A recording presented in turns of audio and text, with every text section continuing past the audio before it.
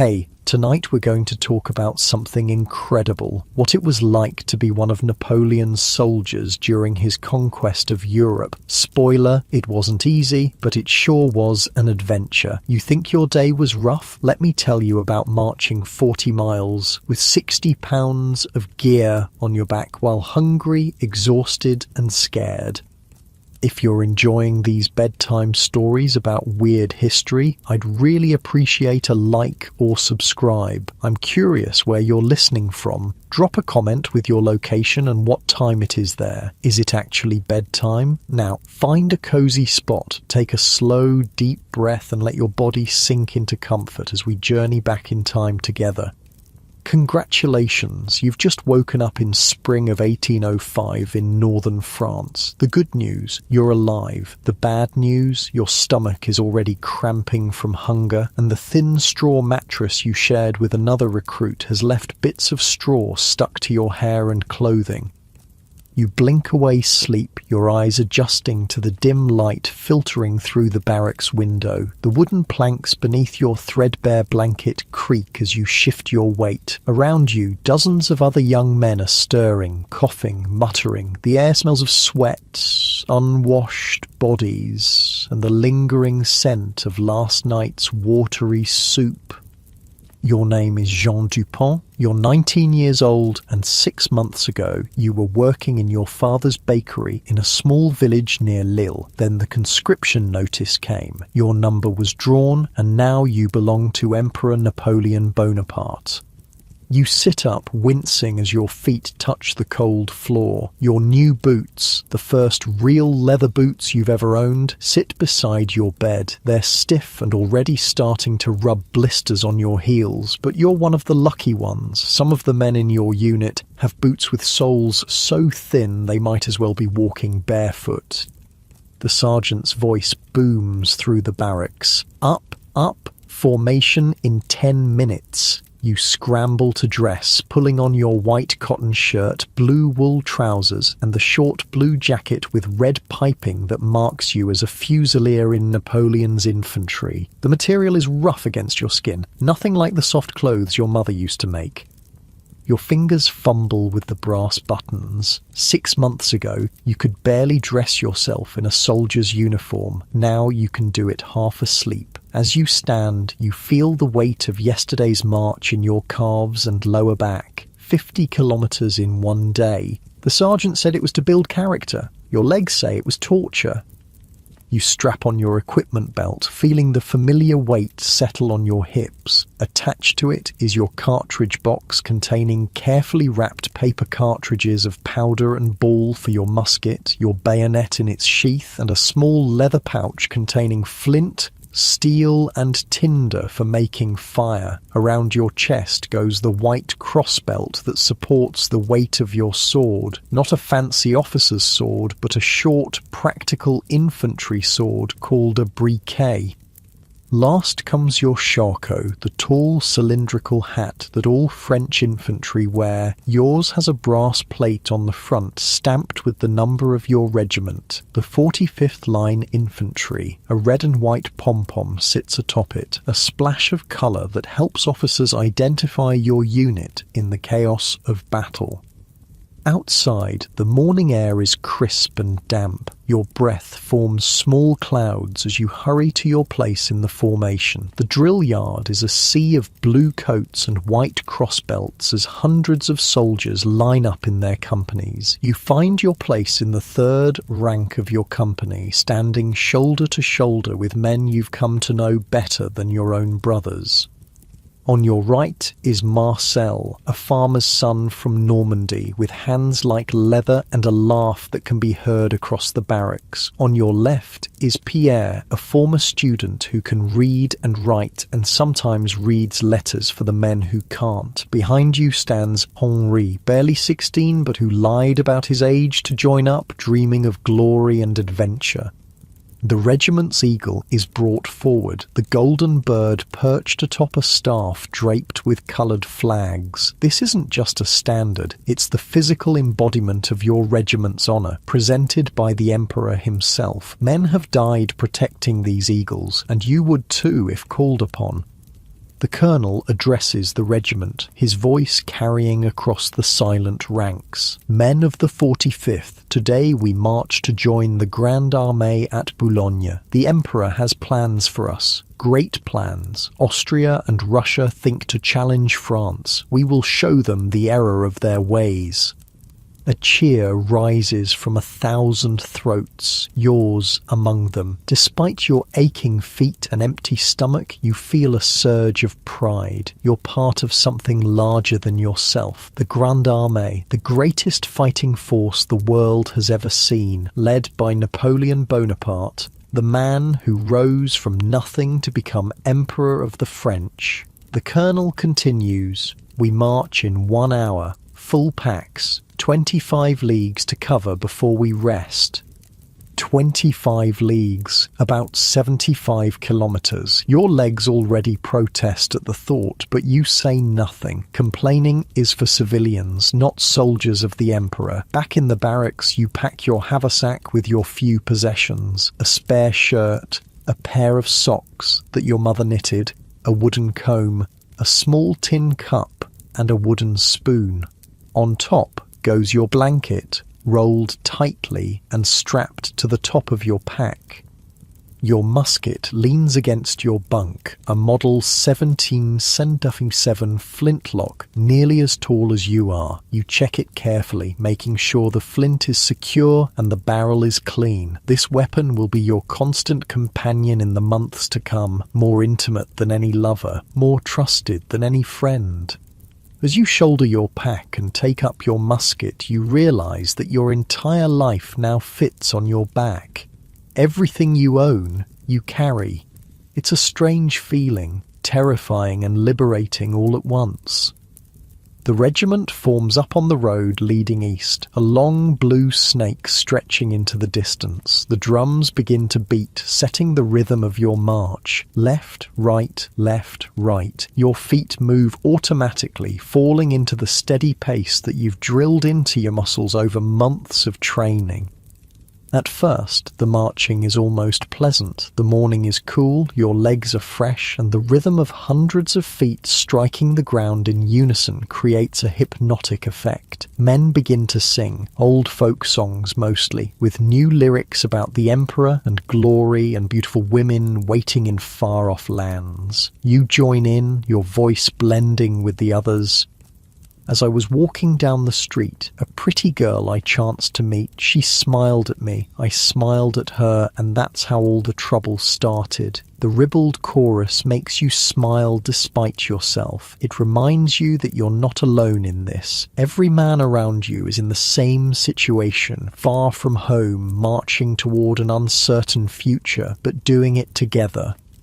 By midday, the pleasant feeling is gone. The sun beats down and sweat runs freely down your back and chest. Your pack seems to have doubled in weight, the straps cutting into your shoulders. Your musket, once an extension of your arm, now feels like a lead weight that you shift from shoulder to shoulder, seeking relief that never comes.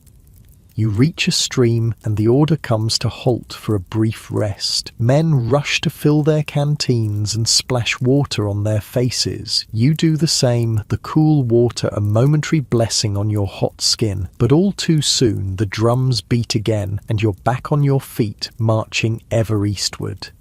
Hours blur together. The only constants are the road beneath your feet and the pain in your legs. Your world narrows to the few feet of dusty road directly in front of you and the back of the man ahead, 1 foot in front of the other. Left, right, left, right. Don't think about the distance. Don't think about tomorrow. Just the next step and the next and the next. The sun begins to set, painting the sky in brilliant oranges and reds. Still, you march. Darkness falls, and still you march. Men stumble in the darkness, cursing as they fall. You've been marching for 14 hours straight. Finally, the order comes to make camp. You're too exhausted to feel relief. Your body moves mechanically, setting up your bivouac by the dim light of campfires that spring up along the roadside. You're assigned to a group of 6 men, and together you put up a simple tent made from your combined shelter halves, small pieces of canvas that each soldier carries. Dinner is a meagre affair. Hard bread, a strip of tough salt pork, and water from your canteen. You eat mechanically, too tired to even taste the food. Around you, men collapse onto the ground, using their packs as pillows. Some are already snoring before they've finished chewing their last bite. As you lie down, every muscle in your body screaming in protest, you stare up at the stars visible through a gap in the tent. They're the same stars that shine over your village, over your family's bakery. Your mother might be looking at them right now, wondering where you are, if you're safe.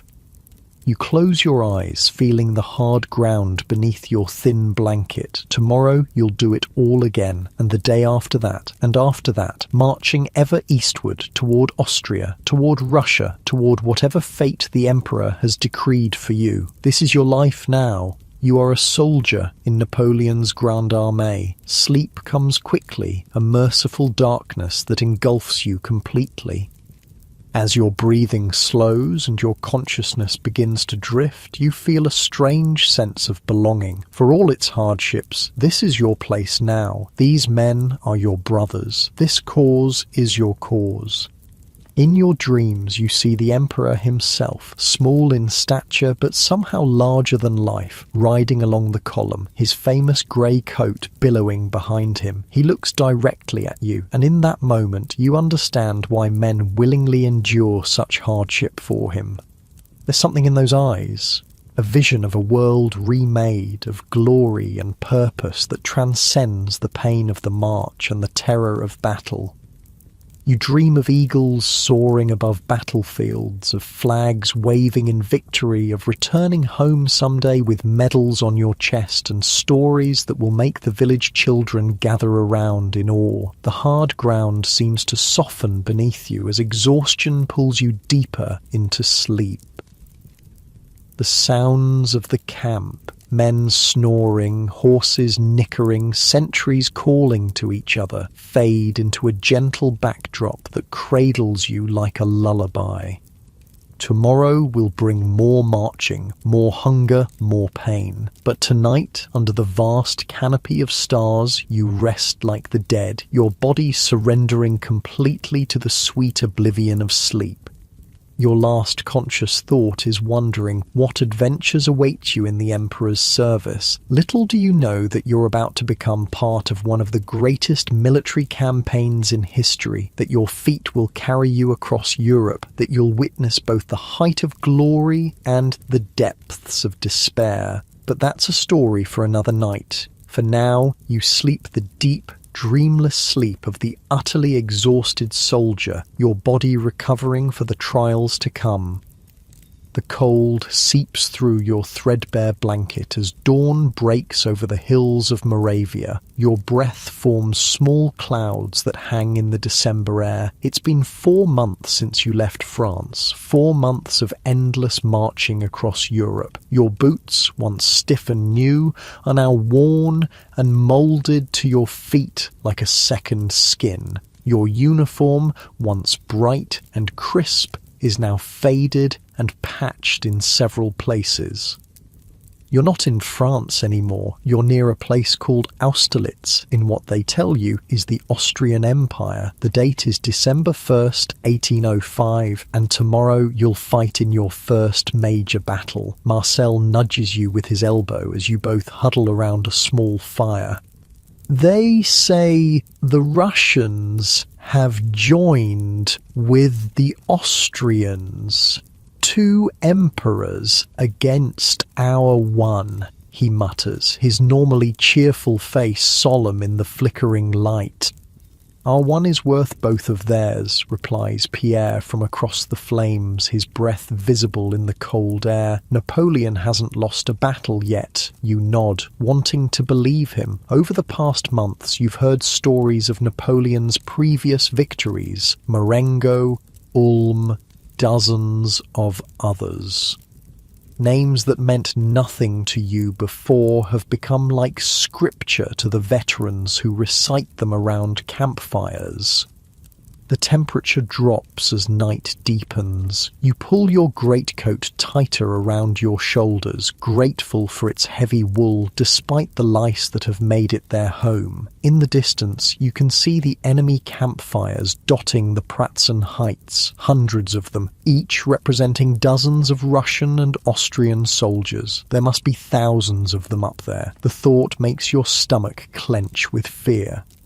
An officer passes by, his face haggard with exhaustion, but his eyes alert. Small fires only, men. Keep them low. We want the enemy to think we're weak and frightened. Aren't we? Whispers Henri, the young boy soldier, his face pale in the dim light. We're the Grande Armée, you find yourself saying, with more confidence than you feel. We don't get frightened.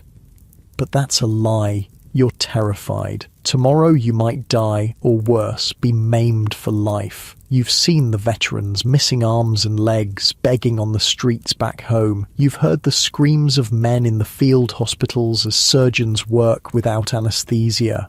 Sleep comes in fits and starts, your dreams filled with the faces of your family back home, your mother kneading bread, your father stoking the bakery oven, your little sister chasing chickens in the yard. Will you ever see them again? You wake before dawn to the sound of drums beating assembly. The ground is covered in a thick fog that swirls around your ankles as you rise stiffly from your cold bed. Your joints ache from sleeping on the frozen ground, but there's no time to dwell on discomfort.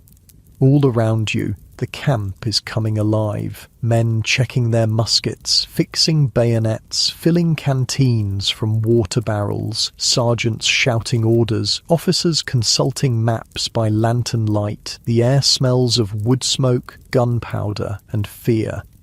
Your company forms up in the pre-dawn darkness. The colonel rides along the line, his horse's breath steaming in the cold air. Men of the 45th, he calls, his voice carrying in the still morning. Today we fight for France, for the Emperor, for glory. The enemy thinks us weak. They think us retreating. Let them think so until we strike. The Emperor himself has a plan. Trust in him. Follow your orders, and victory will be ours. A cheer rises from the ranks, and you find yourself joining in despite the fear that churns in your gut. There's something infectious about the confidence of the veterans around you, men who have fought and survived a dozen battles. As the eastern sky begins to lighten, revealing a landscape shrouded in dense fog, Napoleon himself rides past your position. Even in the dim light, you recognize him instantly. The small figure in the distinctive grey coat, the famous bicorn hat set at an angle on his head. He's surrounded by a glittering entourage of staff officers, but it's him your eyes are drawn to. There he is, breathes Marcel beside you, l'Empereur. Napoleon pauses, surveying your regiment with a steady gaze. For a brief moment you swear his eyes meet yours, and a strange calm settles over you. This man has led armies to victory across Europe. He rose from nothing to become Emperor of the French. If anyone can lead you through this day, it's him. The Emperor moves on, continuing his inspection of the troops. Behind him, you hear the rumble of artillery being moved into position, the big guns that the infantry both fear and respect. Your sergeant moves along the line, checking each man's equipment. "Cartridges," he barks when he reaches you. 20, Sergeant," you reply, patting your cartridge box. "Flint?" "Sharp and secure, Sergeant." "Bayonet?" You draw the long, triangular blade from its scabbard, displaying it for his inspection. "Good," he grunts, moving to the next man. "Remember your training. Load, aim, fire. Keep your powder dry. Stay in line. Watch your flanks." Simple instructions drilled into you over months of training, but will you remember them when the bullets start flying? The fog begins to lift as the sun rises higher, burning off the mist to reveal the landscape around you. You can see the Pratzen Heights more clearly now. See the mass of enemy troops assembled there, columns of infantry in white coats, squadrons of cavalry, batteries of artillery. So many of them, their bayonets gleaming in the winter sun. Your mouth goes dry at the sight. How can you possibly prevail against such numbers? But something strange is happening. Instead of advancing towards you, the enemy seems to be moving away, shifting their forces to your right flank. They think Napoleon's army is retreating, that you're weak and demoralized after weeks of falling back before them. They don't know that this is exactly what the Emperor wants them to think. The order comes to advance. Your regiment moves forward in column, thousands of boots striking the frozen ground in unison. The sound is like distant thunder, a physical thing you can feel in your chest. Drums beat the cadence, steady, relentless. As you march, you steal glances at the men around you. Marcel's face is set in grim determination. Pierre keeps muttering what sounds like a prayer under his breath. Henri looks like he might be sick at any moment. You wonder what your own face reveals. The column halts near the foot of the Pratzen Heights. Through gaps in the units ahead, you can see French forces engaging the enemy on the right flank, drawing more and more of the Russian and Austrian troops away from the centre. Hours pass in tense waiting. The sound of distant gunfire ebbs and flows. Occasionally, a courier gallops past, carrying messages between commanders. The sun climbs higher, burning away the last of the morning fog to reveal a clear blue sky, what will later be called the sun of Austerlitz. Then, suddenly, the order comes. Forward, to the heights. Your regiment surges forward, part of a massive French assault on the now weakened centre of the enemy line. The ground slopes upward, and your legs burn with the effort of climbing while carrying your equipment, but fear and excitement lend you strength you didn't know you had. As you near the crest of the heights, the first Russian volley tears through your ranks. Men fall around you, some screaming, some eerily silent. The smell of blood mingles with the acrid stench of gunpowder.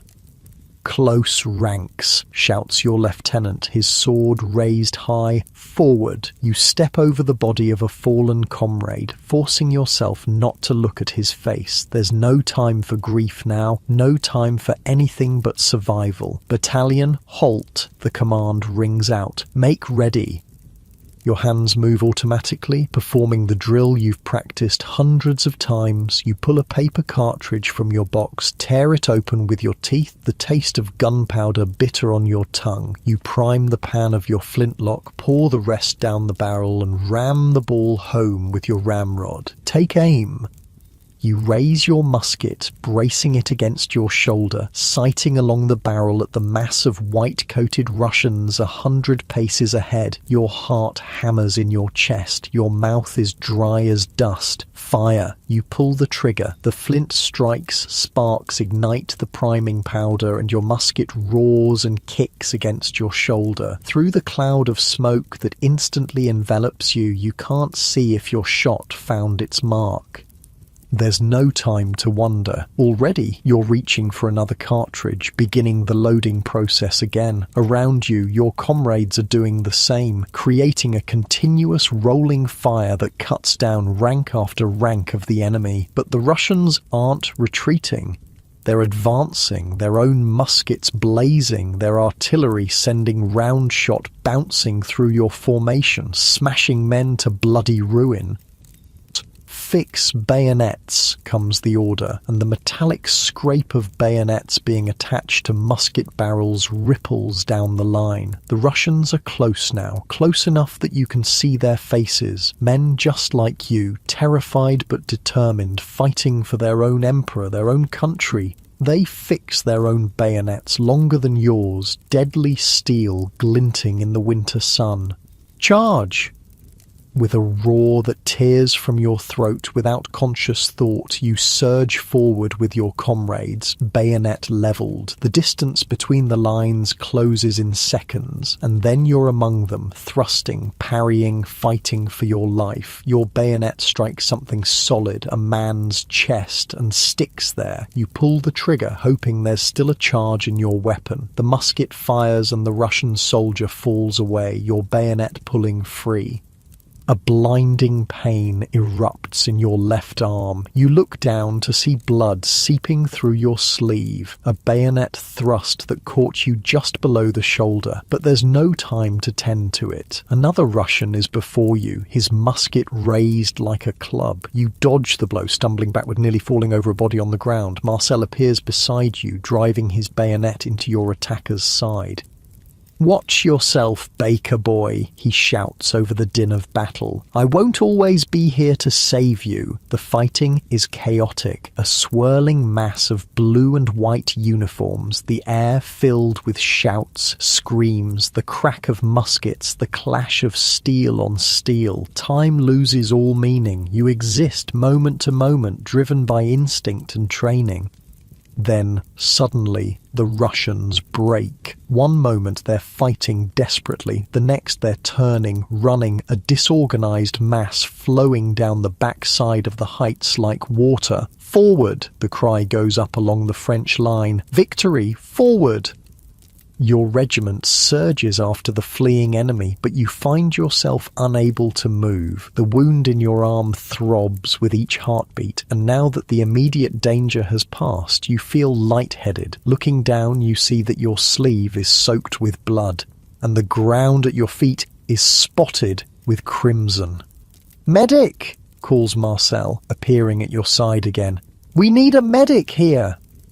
A man in a dark coat pushes through the ranks, one of the regimental surgeons. He takes one look at your arm and nods. "You'll live. Come with me to the field hospital." Marcel gives your uninjured shoulder a squeeze. "Go get patched up, Jean. We'll finish this without you."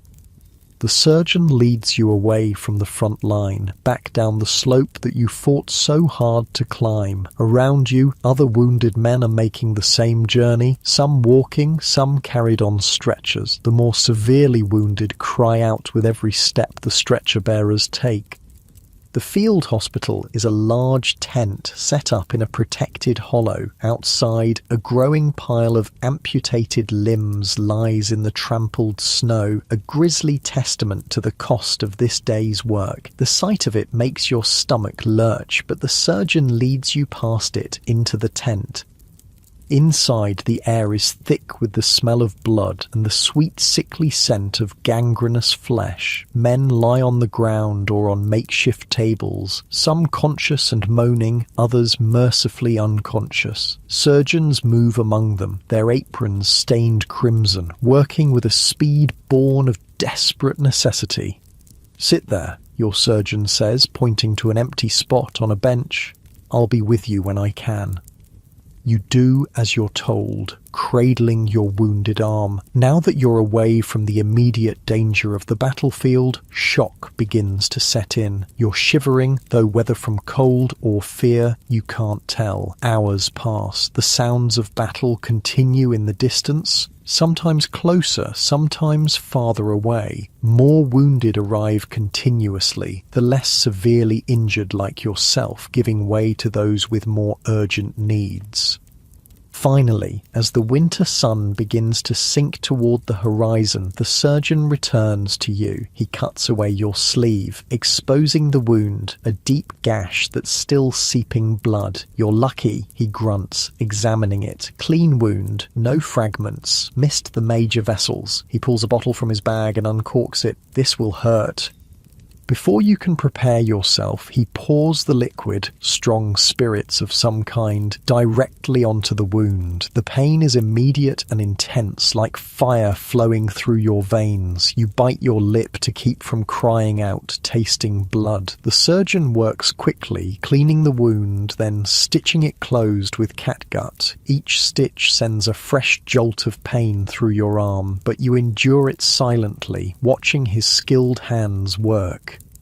Keep it clean, he says when he's finished, wrapping a bandage around your arm. Change the dressing daily. If it turns hot or starts to smell, find a surgeon immediately. He hands you a small packet, laudanum, for the pain. Use it sparingly. With that, he moves on to the next patient, already forgetting you in the press of work. Outside the tent, the light is fading. The sounds of battle have diminished to sporadic gunfire and the distant boom of cannon. You make your way back toward your regiment's position, your arm throbbing with each step. You find them bivouacked near the crest of the Pratzen Heights. Fires burning brightly now that there's no need for concealment. Men greet you with tired smiles and nods as you make your way to your company. Marcel spots you first. Jean, you're alive. He embraces you carefully, mindful of your wounded arm. And just in time for the celebration, we've won a great victory. The Russians, you ask, easing yourself down beside the fire. Fleeing in disorder, says Pierre, handing you a tin cup filled with wine. The Austrians too. The Emperor himself led the Imperial Guard in the final attack. You should have seen it, Jean. The most glorious thing I've ever witnessed. You sip the wine, feeling its warmth spread through your chest. What about Henri? A shadow crosses Marcel's face. Took a Russian bayonet in the chest. He's with the surgeons now. They don't know if he'll make it through the night. The news sobers you. Henri, so young, so full of dreams of glory, now fighting for his life in that terrible tent of blood and pain. And you ask Marcel. You're unhurt? He grins, though the expression doesn't reach his eyes. Not a scratch. The devil looks after his own, my mother always said. As night falls completely, an order passes through the camp. The Emperor wishes to walk among his troops. Men who moments before were collapsing with exhaustion now straighten their uniforms, brush the dirt from their coats as best they can. Napoleon appears like a ghost out of the darkness, still in his grey coat, though now it's spattered with mud and what might be blood. He moves from fire to fire, speaking briefly with the men, congratulating them on their victory. When he reaches your fire, you struggle to your feet along with the others, standing at attention despite the pain in your arm. At ease, my children, Napoleon says, his voice surprisingly gentle. You've earned your rest today. His eyes scan your faces, lingering on your bandaged arm. Wounded, Sergeant? It takes you a moment to realize he's addressing you. Private, sire. Jean Dupont, 45th line.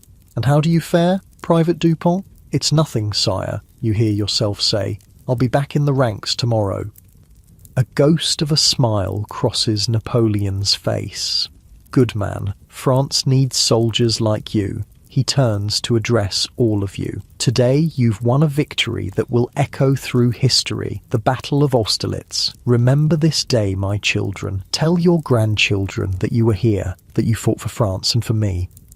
With that, he moves on, continuing his tour of the camp. You sink back down beside the fire, strangely moved by the encounter. The Emperor himself spoke to you, remembered your wound, your dedication. Did you hear that? Marcel says, his eyes wide. The Battle of Austerlitz. We're part of history now, Jean.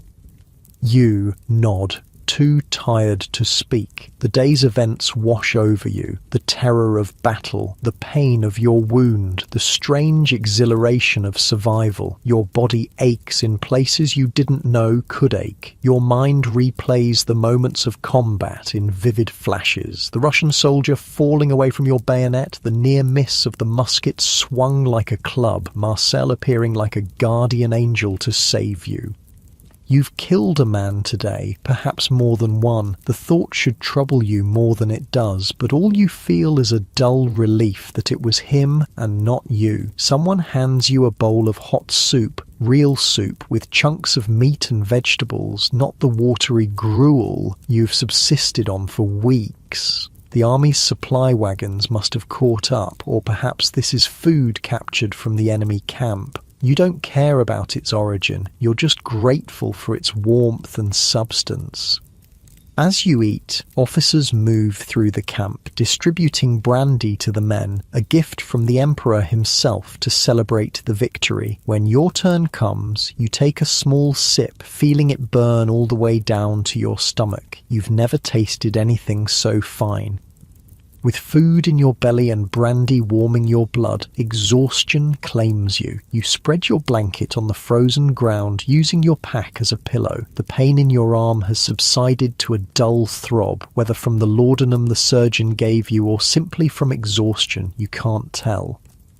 Around you, men are already sleeping, their snores rising into the night air like a strange chorus. Above, the stars shine with a cold brilliance, indifferent to the thousands of lives lost and changed on the fields below. You've survived your first battle. You've seen men die, felt the sting of enemy steel, heard the emperor himself praise your courage. You're no longer just a baker's son from Lille. You're a soldier of the Grande Armée, a veteran of Austerlitz. As sleep claims you, your thoughts drift to home, to the bakery with its warm ovens and familiar smells. Will you ever see it again, or will your bones lie bleaching on some distant battlefield like so many others? But those are thoughts for another day. Tonight, you're alive. Tonight, you're victorious. Tonight, you sleep the sleep of the exhausted soldier, dreamless and deep. The last thing you hear before consciousness fades completely is Marcel's voice, soft and thoughtful in the darkness. I wonder where we'll go next. Spain? Prussia? Russia? The Emperor won't stop with Austria. This is just the beginning. Just the beginning. The words follow you down into darkness, a promise and a warning all at once. Your breathing slows, your muscles relax, and the pain of your wound recedes as sleep enfolds you in its merciful embrace. Tomorrow will bring new challenges, new marches, perhaps new battles, but tonight, on the heights of Austerlitz, you rest. The warm summer breeze carries the scent of ripening wheat across the Prussian countryside. You shift your weight against the ancient oak tree where you've stationed yourself, adjusting the corporal's stripes on your sleeve that still feel new and strange after 3 months. Your wound from Austerlitz has healed, leaving only a puckered scar and an occasional ache when rain is coming. It's July 1807, 18 months since that bloody day at Austerlitz. The Grande Armée has marched thousands of kilometres since then, through victories and hardships that have transformed you from a raw recruit into a veteran. You've survived the muddy fields of Jena, where the Prussian army was shattered in a single day. You've endured the bitter cold and carnage of Eylau, where French and Russian forces battled to a bloody stalemate in a snowstorm so thick you could barely see the enemy 20 paces away. And now, after the decisive French victory at Friedland and the Treaty of Tilsit, you find yourself in occupied Prussia, serving as part of the garrison force that keeps the defeated nation under Napoleon's control. Your stomach growls, reminding you that it's nearly time for the midday meal. The local Prussian farmers have been ordered to supply the occupying French forces with food, and while they resent it, their bread is hearty, their sausages flavourful, and their beer strong. It's a far cry from the starvation rations you endured during the winter campaign. From your position on the low hill, you can see the small farming village where your company is billeted. Smoke rises from chimneys as the village women prepare meals, some for their families, some for the French soldiers quartered in their homes and barns. Your squad is housed in the upper floor of a grain mill at the edge of the village, the wooden building offering more privacy and comfort than you've known in months of campaign tents and open-air bivouacs. Marcel appears at the bottom of the hill, waving to catch your attention. He's aged in the past year and a half. You all have. His once boyish face is now weathered, a thin scar running along his jawline where a Russian sabre caught him at Eylau, but his grin is the same as ever. "Corporal Dupont!" he calls, emphasising your rank with mock formality. "The captain wants to see you." You straighten up, brushing dirt from your uniform. In the summer heat, you've been permitted to remove your heavy wool coat, serving your guard duty in just waistcoat and shirt sleeves. Now you retrieve the coat from where it hangs on a nearby branch, slipping it on, despite the sweat that immediately begins to form on your back. Any idea what he wants? You ask as Marcel falls into step beside you on the path back to the village. Courier arrived from regimental headquarters, Marcel replies with a shrug. Brought dispatches, maybe we're moving out. The thought brings mixed feelings. Part of you has grown comfortable in this peaceful village, away from the constant danger of the battlefield. But another part? A part you scarcely recognize as belonging to the baker's son from Lille. Itches for movement, for action, for the strange camaraderie that only comes in the face of shared danger. The village street is quiet in the midday heat. Chickens scratch in the dust, and a few children peer curiously at you from doorways before being hurriedly pulled inside by watchful mothers. Not all the locals have accepted the French occupation, despite Napoleon's proclamations about bringing liberty and the new order to the German states.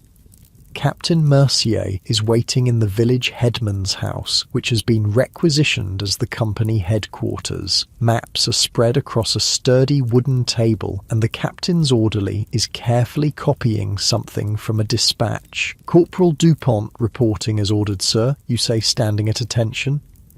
Mercier looks up, his weathered face creased in what might be the beginning of a smile. He's a career soldier who rose from the ranks, respected by the men for his fairness and his coolness under fire. At ease, Corporal, 2 pieces of news for you. First, your squad is being sent to escort a supply convoy from Königsberg. You'll leave at first light tomorrow. You nod, feeling a small thrill of responsibility. It's your first independent command since your promotion.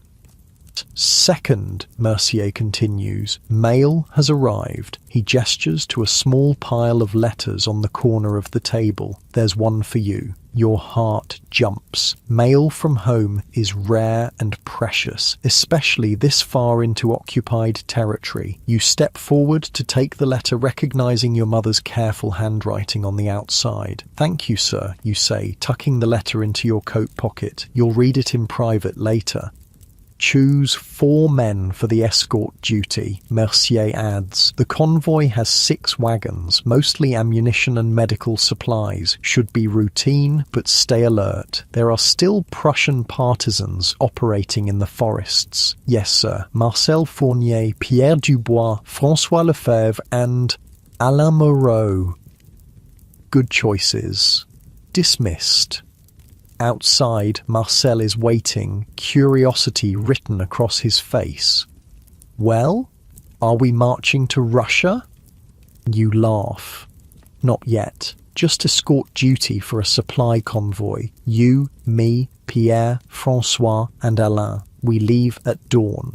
Escort duty? Marcel's face falls in mock disappointment. I was hoping for something more exciting. Be careful what you wish for, you reply, thinking of Eylau, the screams of wounded men freezing to death in the snow, the cannonballs bouncing across the frozen ground, shearing off limbs and heads with terrible randomness. I've had enough excitement to last a lifetime. Back at the mill, you climb the wooden stairs to the loft where your squad is quartered. The space is relatively clean and comfortable. Straw pallets for sleeping, wooden pegs on the walls for hanging equipment, a small hearth for cooking and warmth. After months of sleeping on the ground, it feels almost luxurious. Pierre is there, carefully writing in a small journal. Unlike most of the men in the company, he came from an educated family and can read and write with ease. He often helps the other soldiers compose letters home, a service for which he's paid in small luxuries, a share of wine, a piece of sausage, first choice of sleeping spots. Mail came, you tell him, pulling out your letter.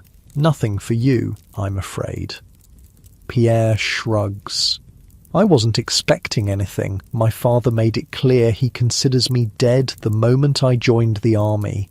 You settle onto your pallet, carefully breaking the seal on your letter. The paper is cheap and rough, but the sight of your mother's handwriting brings a lump to your throat. It's dated 3 months ago. News from another world, another life.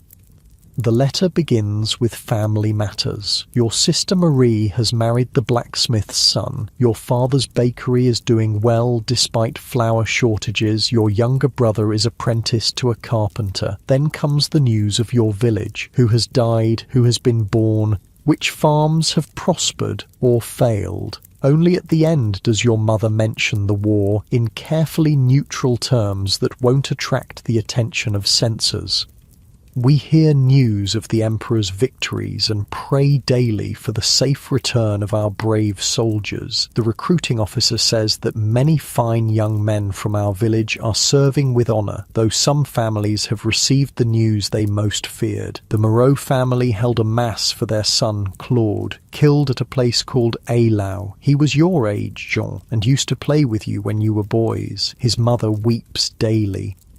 You fold the letter carefully, tucking it into your pack where you keep your most precious possessions. A small wooden cross your mother gave you, a smooth stone from the banks of a river in Austria, a button from a Russian officer's coat taken as a souvenir after Austerlitz. Claude Moreau. You remember him vaguely, a skinny boy with a quick laugh who was good at climbing trees. Now he's just another body in a mass grave in Poland, one of thousands who will never return home. Bad news? Asks Pierre, noticing your expression. Boy from my village died at Eylau, someone I knew as a child. Pierre nods, understanding without need for further explanation. Every man in the Grande Armée has lost friends, comrades, brothers in arms. Death is their constant companion. The rest of the day passes in preparation for tomorrow's mission. You clean your musket, check your cartridges, make sure your squad's equipment is in good order. As corporal, you're responsible for these men now, for their discipline and their lives. At dusk, you gather with Marcel, Pierre, François, and Alain at the village tavern. The owner, a sullen Prussian with a wooden leg from some forgotten war, serves you beer with barely concealed resentment. But business is business, and French coins spend as well as Prussian ones. To escort duty, Marcel says, raising his mug. May it be as boring as possible. To the Emperor, adds François, a fervent Bonapartist who joined the army voluntarily rather than waiting for conscription. May his star continue to rise. To home, says Pierre quietly. May we see it again someday. You all drink to that. Home. Despite the camaraderie, despite the strange pride you've developed in being part of the Grande Armée, home remains the dream that sustains you through each march, each battle, each cold and hungry night. After the tavern, you return to the mill for a few hours of sleep before your dawn departure. But rest doesn't come easily. Your mind is filled with images. Claude Moreau as a boy climbing the tallest tree in your village. Henri, the young soldier from your unit, his chest torn open by a Russian bayonet at Austerlitz. He survived barely, but was sent home an invalid. The faceless Russian soldier who fell to your bayonet in your first battle.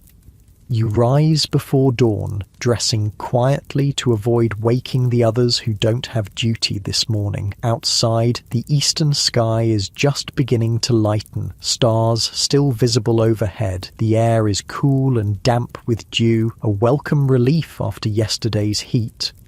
At the edge of the village, the supply convoy is already assembling. 6 heavy wagons drawn by sturdy draft horses. The teamsters, a mix of French army regulars and local civilians pressed into service, check harnesses and wheels by lantern light. Your squad arrives one by one. Marcel, yawning but alert. Pierre, quiet and thoughtful as always. Francois, eager and energetic despite the early hour. Alain, the newest member of your group, a replacement who joined after Eylau, still finding his place among veterans. "Form up," you order. Pleased when they respond immediately, forming a neat line for inspection. Check your equipment. 20 cartridges each, flints sharp, bayonets secure. This should be routine, but stay alert. Questions? There are none. These men know their duty, know what's expected of them. The convoy sets out as the sun crests the horizon, bathing the countryside in golden light. You position your men strategically, Marcel and yourself at the front, Pierre and Francois on the flanks, Alain bringing up the rear. From these positions you can observe the surrounding terrain and respond quickly to any threat. The road winds through fields of wheat and rye, occasionally passing through patches of dense forest. It's in these wooded areas that you feel most vulnerable, your senses heightened for any sign of ambush. But the morning passes uneventfully. By midday, you've covered about 15 kilometers, making good time on the well-maintained Prussian roads. You call a brief halt by a stream to water the horses and allow the men a few minutes to rest and eat the bread and sausage you brought from the village. As the teamsters tend to their horses, you wade into the stream, splashing cool water on your face and neck. The summer heat has returned in force, and your uniform is already damp with sweat. You fill your canteen, then move back to a shady spot where Marcel is sitting, chewing thoughtfully on a piece of dark bread. "Easy duty so far," he comments as you join him. "Don't jinx it," you reply, only half joking. Soldiers are a superstitious lot, and Marcel's casual confidence makes you uneasy. Your instincts prove correct. As the convoy resumes its journey and enters another stretch of forest, a shot rings out from the dense underbrush. One of the teamsters cries out, clutching his shoulder, blood seeping between his fingers. "Ambush! Take cover!" you shout, diving for the shelter of the wagon. More shots follow, the distinctive crack of hunting rifles rather than military muskets. Prussian partisans then, not deserters or regular troops. Your men respond with well-drilled precision. Marcel and Francois return fire into the woods while Pierre helps the wounded teamster to safety behind the wagons. Alain moves to secure the horses, preventing them from bolting and leaving you stranded. You estimate there are perhaps 5 or 6 attackers firing from concealed positions among the trees. Their aim is good, but their rate of fire is slow. These are hunting weapons that take time to reload, not the faster loading military muskets your squad carries. "Marcel, Francois, covering fire," you order. "Pierre, with me. We'll flank them from the left." While Marcel and Francois keep the attackers' heads down with a steady barrage of musket fire, you and Pierre move quickly through the underbrush, circling toward the source of the enemy shots. Your heart pounds in your chest, but your hands are steady. This isn't your first time under fire. You spot them before they see you. 4 men in civilian clothes crouched behind fallen logs and trees, reloading their rifles. From their rough clothing and weathered faces, they appear to be local farmers or woodsmen, not trained soldiers. You raise your musket, taking careful aim at the nearest partisan. The man is young, perhaps no older than you were when you joined the army. For a brief moment you hesitate, remembering Claude Moreau, remembering all the young men who will never return home. Then the partisan raises his rifle, aiming at something beyond your field of vision, perhaps Marcel or Francois, still providing covering fire from the road. You squeeze the trigger, your musket roars, smoke momentarily obscuring your vision. When it clears, the young partisan is on the ground, motionless. Pierre fires a moment later, and another attacker falls. The remaining two partisans, seeing their comrades down and their position compromised, throw down their weapons and raise their hands in surrender. "Don't shoot," one calls out in broken French. "We surrender." You advance cautiously, keeping your bayonet leveled at the surrendering men. They're older than the two you shot, one with grey in his beard, both with the calloused hands of labourers. "Bind them," you order Pierre, who produces rope from his pack. "We'll take them back to the village for questioning." The skirmish has lasted less than 10 minutes. When you return to the convoy, you find the wounded teamster being tended by Alain, who has some skill with bandages. The man's injury isn't life-threatening. The ball passed clean through his shoulder without hitting bone or major vessels. "They're just farmers," Marcel says quietly as you inspect the captured weapons. Old hunting rifles, well maintained but nothing like military arms. Probably had their crops requisitioned one too many times. You nod, feeling a complex mix of emotions. These men were trying to kill you and your comrades, yet you understand their desperation. The French occupation has not been gentle on the local population, despite the Emperor's lofty proclamations about liberty and the rights of man. The rest of the journey passes without incident. You reach Königsberg by nightfall, delivering the supplies to the French garrison there and turning your prisoners over to the military police. Their fate isn't your concern, though you suspect it won't be pleasant. Resistance to the Emperor's rule is dealt with harshly. The garrison commander provides your squad with quarters for the night, actual beds in a converted schoolhouse, a luxury you haven't experienced since leaving France. There's hot food in the mess hall, and even wine, a rare treat for common soldiers. After dinner, you find yourself unable to sleep despite the comfortable bed. The events of the day keep replaying in your mind. The crack of rifles, the young partisan falling to your shot, the surrender of the older men. You slip out of the barracks, finding a quiet spot in the garrison courtyard where you can be alone with your thoughts.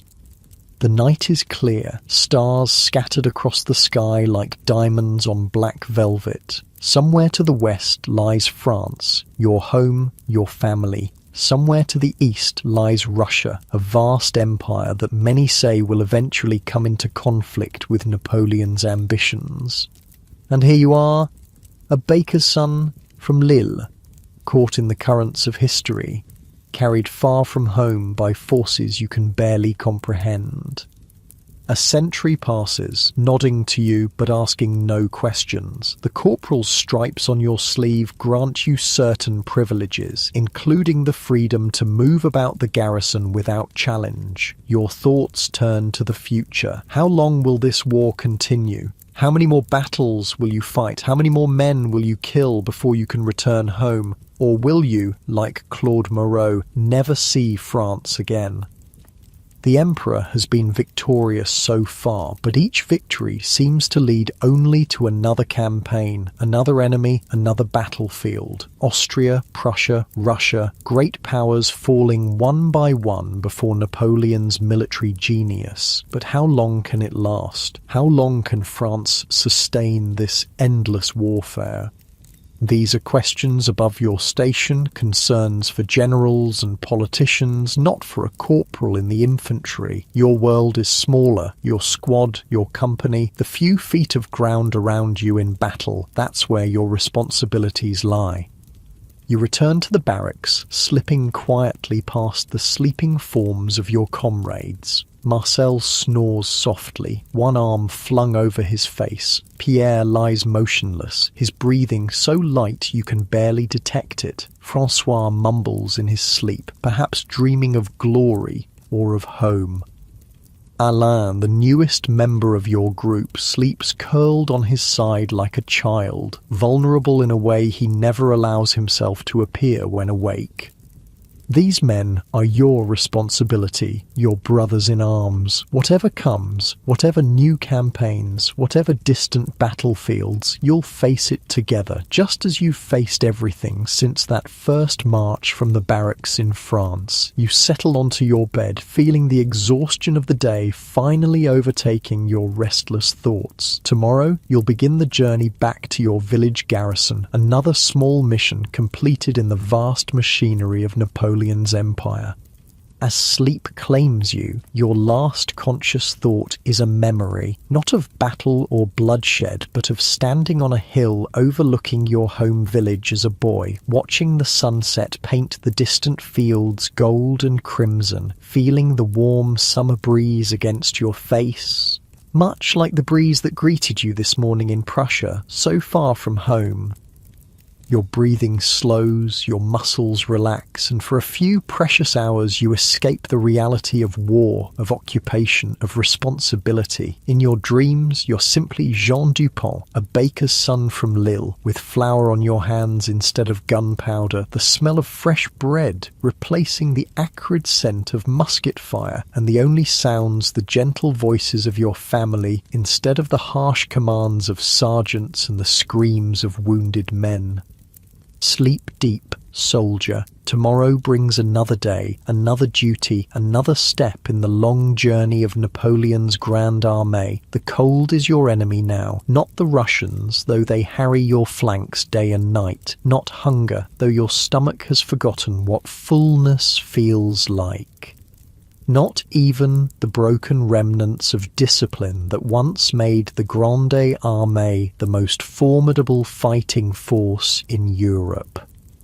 No, it's the cold that will kill you, the cold that seeps through your tattered greatcoat, that freezes the tears on your cheeks, that turns your breath to ice in your beard, the cold that has already claimed thousands of your comrades, their frozen bodies lining the long road from Moscow to salvation. November 1812, the retreat from Russia, the end of dreams.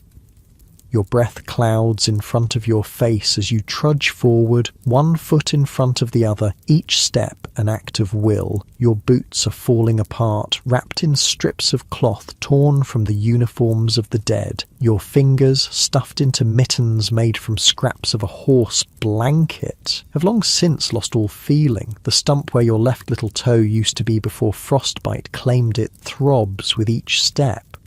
Sergeant Jean Dupont, 45th Line Infantry, veteran of Austerlitz, Jena, Eylau, Friedland, Wagram, and a dozen smaller engagements. 7 years in the Emperor's service. 7 years that have transformed you from a baker's boy into a soldier, a leader of men, a survivor.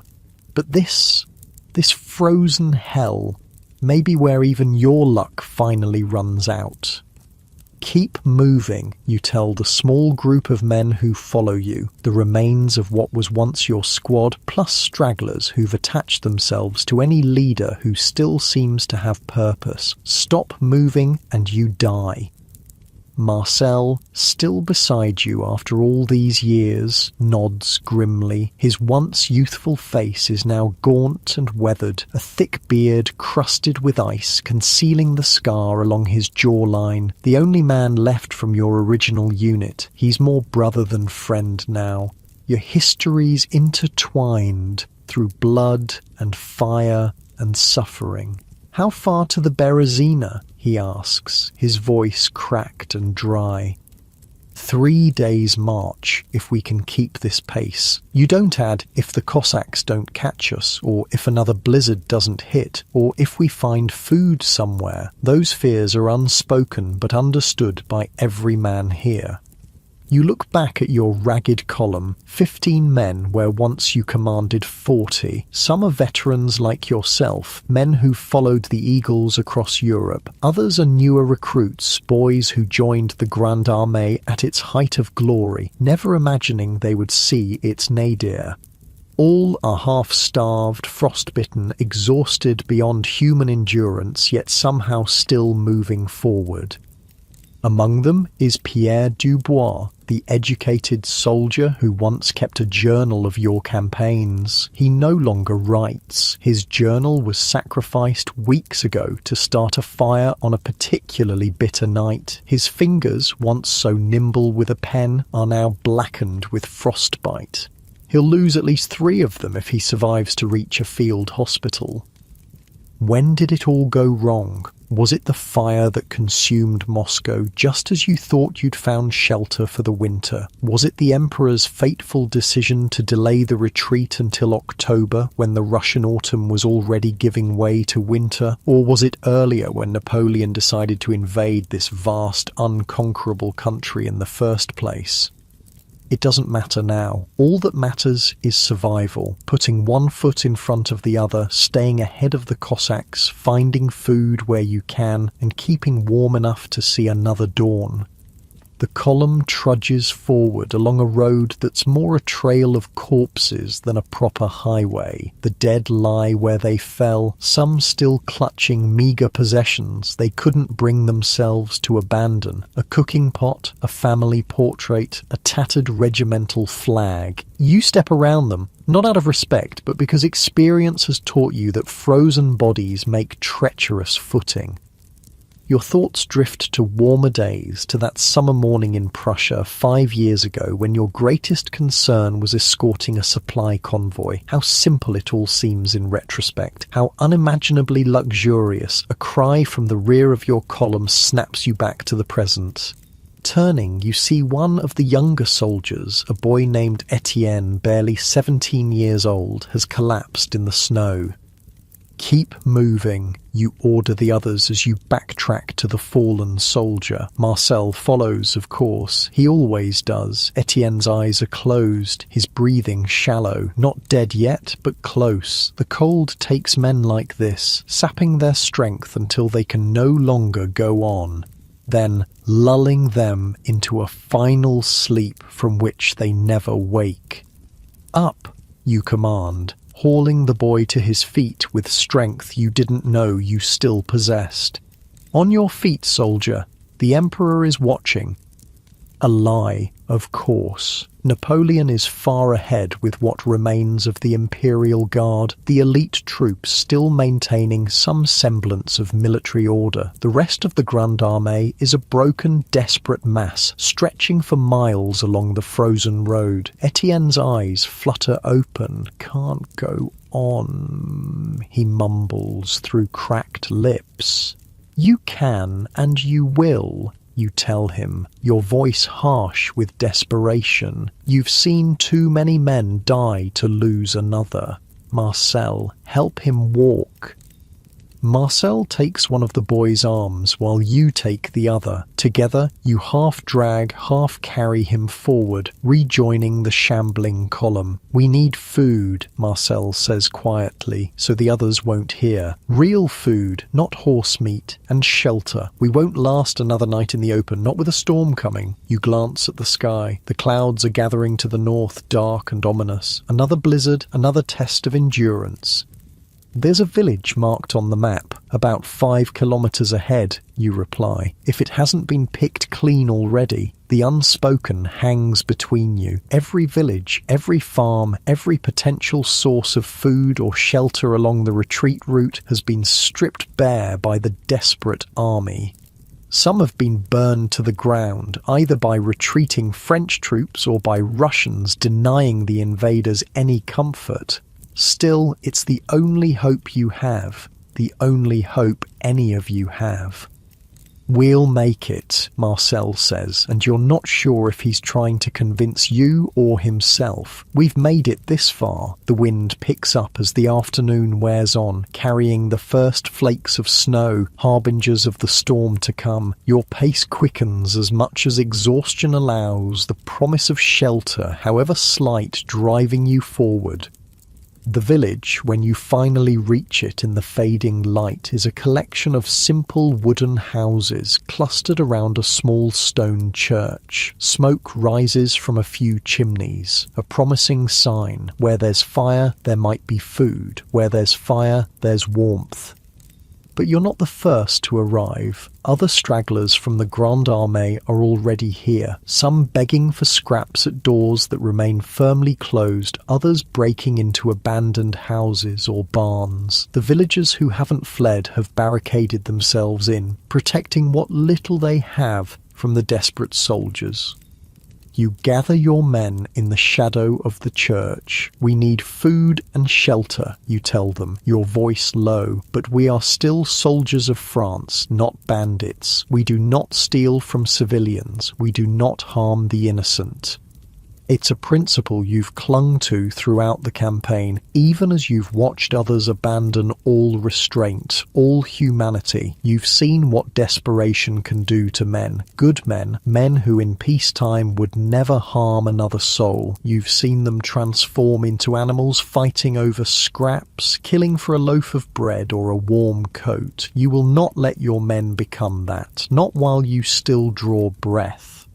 Marcel, Pierre, with me, you order. The rest of you, wait here. Stay together. If Cossacks come, fire 3 shots in quick succession and fall back to the church. The village headman's house is the largest in the settlement, a 2-story wooden structure at the village centre. You approach openly, your hands visible, trying to appear as unthreatening as 3 armed, bearded, half-starved soldiers can. You knock on the door, no response. You knock again, harder. Finally, a voice from within, speaking Russian, a language you've picked up fragments of during the long campaign. Go away, nothing for you here, you respond in your broken Russian, the words feeling strange on your tongue. We have wounded, need shelter from storm, can pay. This last part is a lie. You have nothing of value except your weapons, and those you will never surrender. But desperation makes liars of even the most honest men. A long silence. Then the sound of a bolt being drawn back. The door opens a crack, revealing the weathered face of an old man, his eyes wary beneath bushy white brows. "How many?" he asks in halting French, surprising you.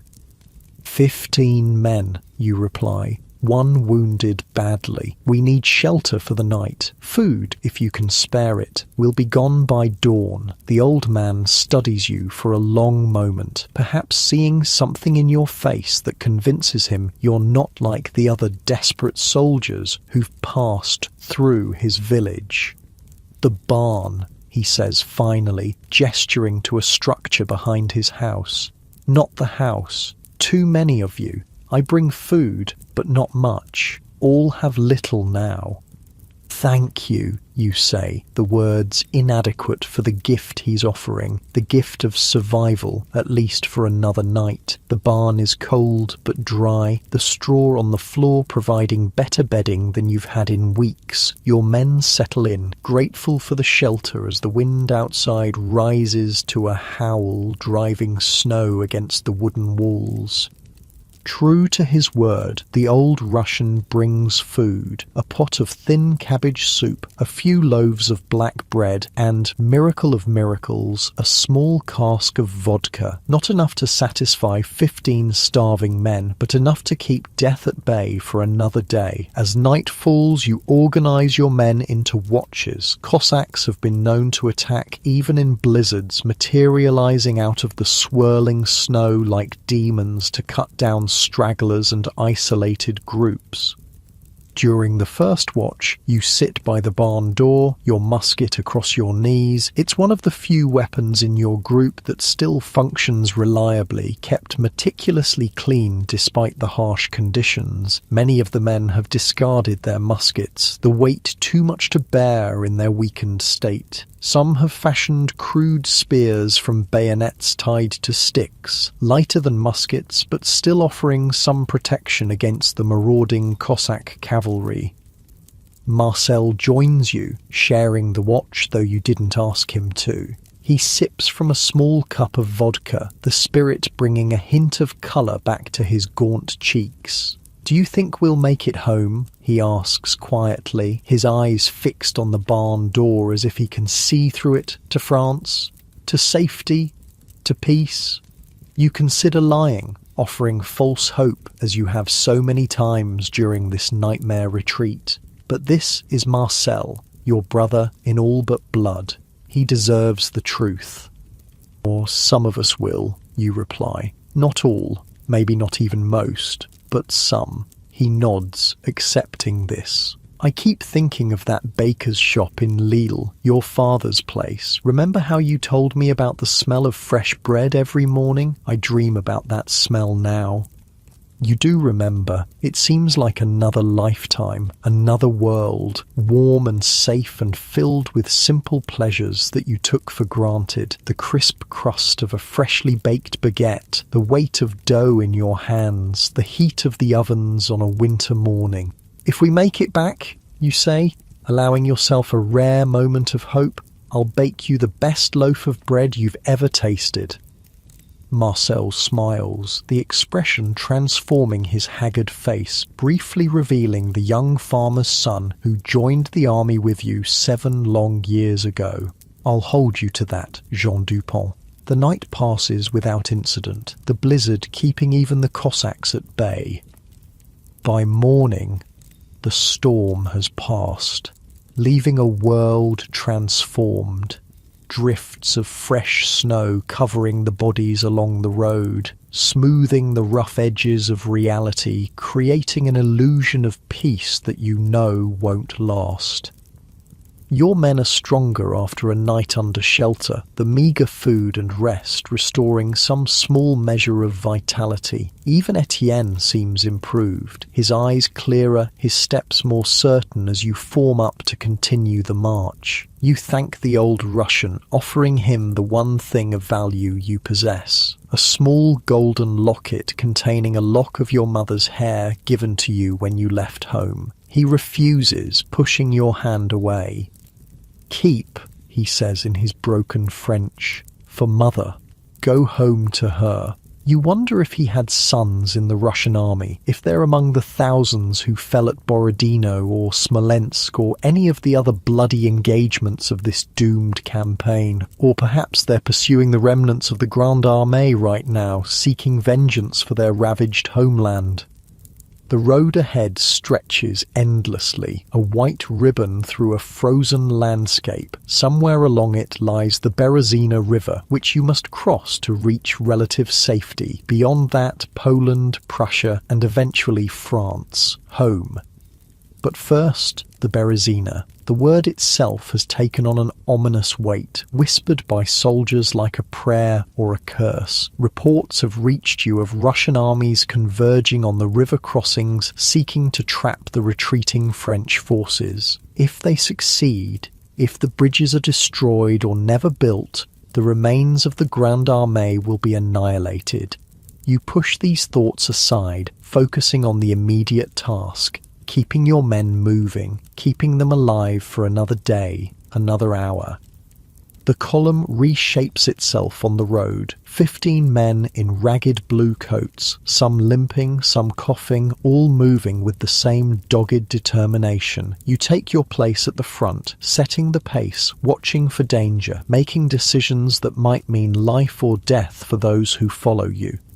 By midday, you encounter more stragglers, soldiers separated from their units, civilians who had followed the army as sutlers or camp followers, even a few women, wives of officers who had accompanied their husbands on what was to be a triumphant campaign. Some join your column, swelling your numbers to nearly 30. Others continue alone or in smaller groups, too mistrustful or too far gone to accept leadership.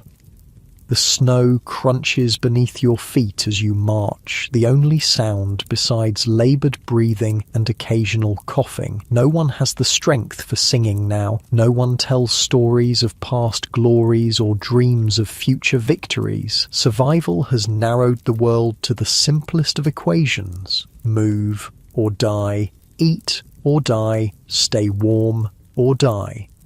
Late in the afternoon, a new sound breaks the stillness, the distant crack of muskets, followed by the deeper boom of cannon. Battle, not close, but not far enough away for comfort. Rear guard action, Pierre suggests, his voice hoarse from the cold, buying time for the river crossing. You nod, adjusting your course slightly to give the fighting a wider berth. Your small band is in no condition to join a battle, and your responsibility is to these men, not to some abstract notion of glory or duty.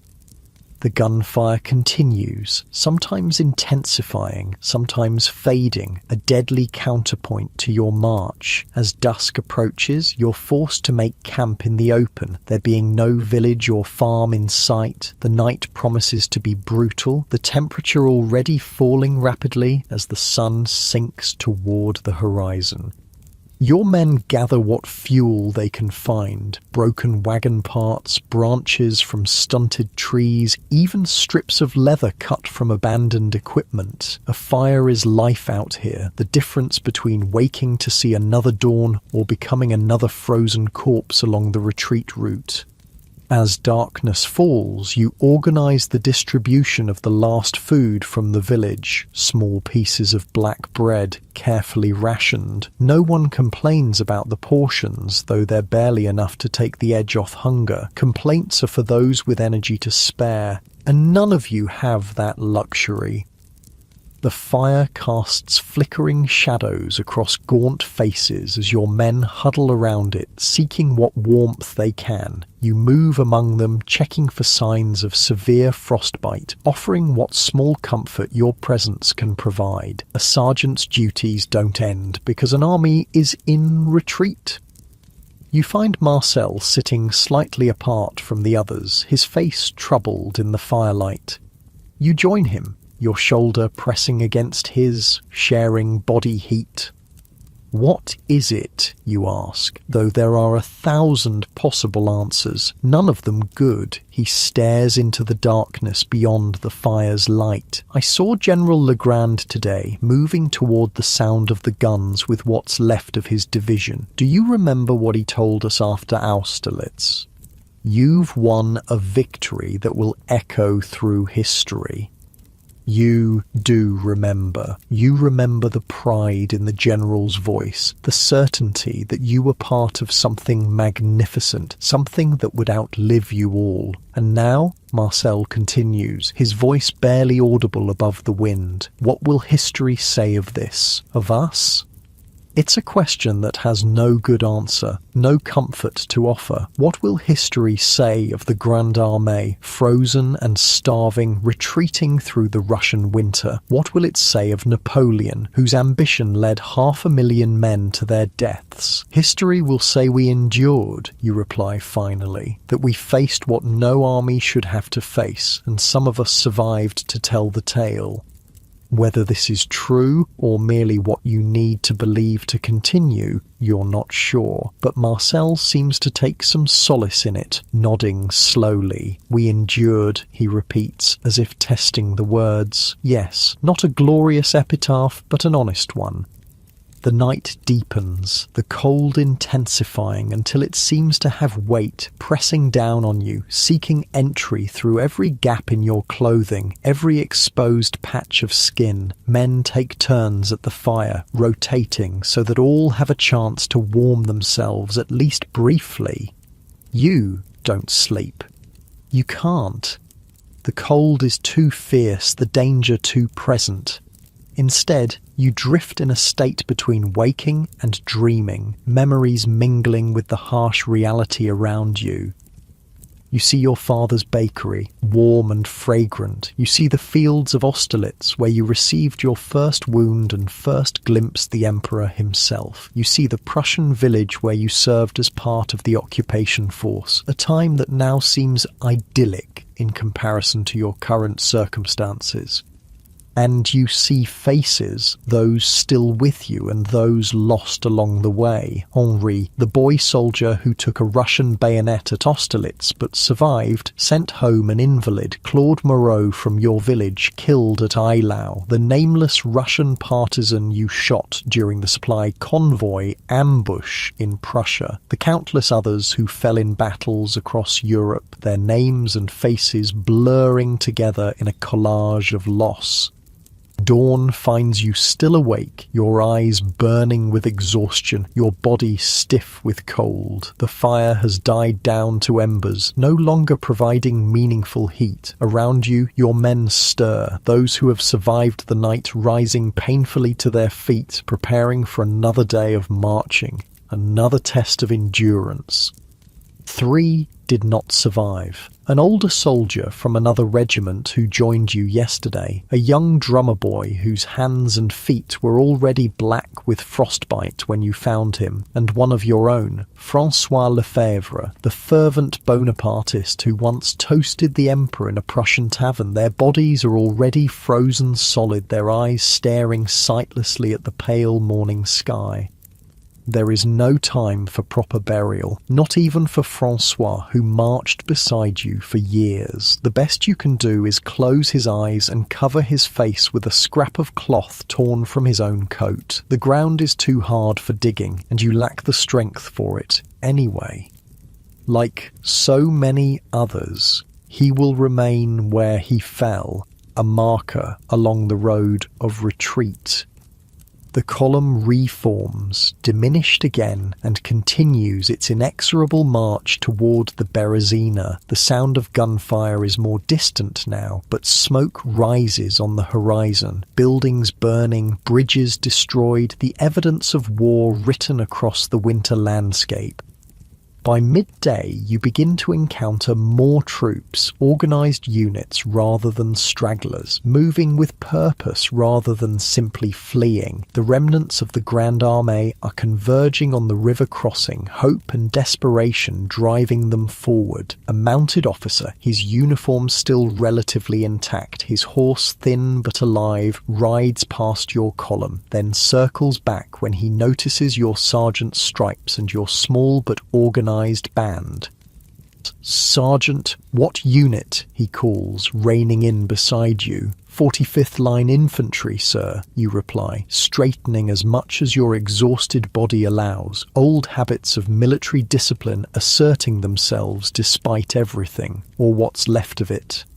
The officer, a captain by his insignia, nods grimly. The 45th was nearly wiped out, covering the retreat from Krasnoy. Good men. He gestures ahead. The Emperor is directing the construction of bridges at Studenka, about 10 kilometers ahead. The Russians think we're crossing downriver at Borisov, but they'll figure it out soon enough. Every able body is needed for the work, or to hold off the enemy until the crossing is complete. "We'll do our part, sir," you assure him, though looking at your men, you wonder how much they have left to give. They're infantry, trained to fight, but in their current state, they would be cut down like wheat before a scythe if sent against fresh Russian troops. The captain seems to read your thoughts. "Your men look done in, Sergeant. Report to General Eblé at the crossing. He's in charge of the bridge construction. Engineers and artillerymen are doing most of the work, but they need protection and support. Your men can manage that much, I think." "Yes, sir. Thank you, sir." He nods, then spurs his horse, continuing his circuit of the straggling columns. "Bridge construction," Marcel says when the captain is out of earshot. "That means wading into freezing water. Men are already dying by the hundreds trying to build those bridges. Better than facing the Cossacks with no ammunition and no strength," you reply, though you know he's right. The work will be brutal, possibly fatal, but what choice do you have? What choice does anyone have?